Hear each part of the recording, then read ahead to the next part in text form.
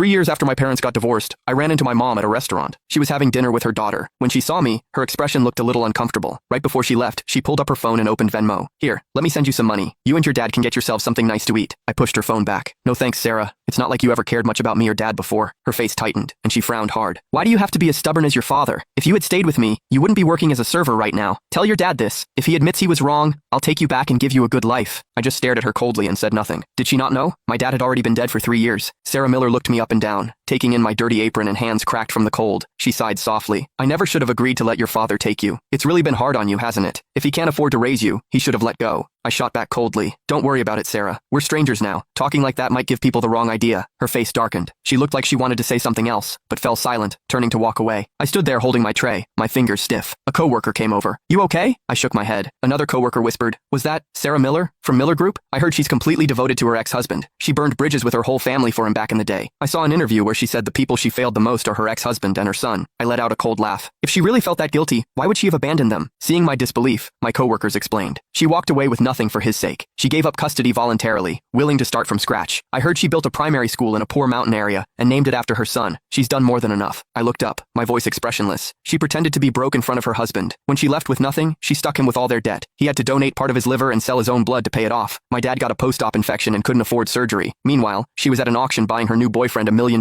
watch. She wouldn't even pay for my dad's medical bills. And to protect some guy she was seeing, she hit me so hard she damaged my ear. I can't play the piano anymore because of her. Everyone went quiet. My coworker's eyes went wide.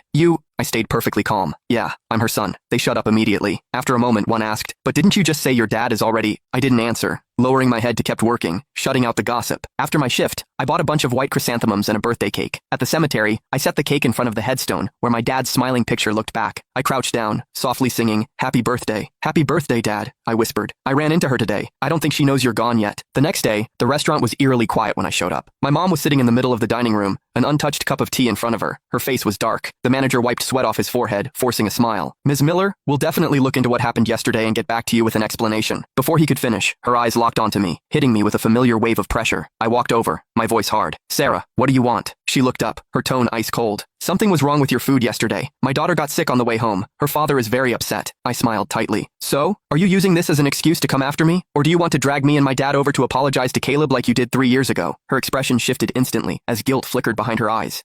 She remembered that night 3 years ago, the way she'd played us for fools. Back then, my dad and I believed she'd gone bankrupt. She claimed she lost her company, was drowning in debt, and wanted a divorce so she wouldn't drag us down. My dad worked a dozen jobs a day to pay off her debts. So exhausted he fell asleep standing up. Debt collectors hounded us until my dad went to an underground clinic and donated part of his liver. The day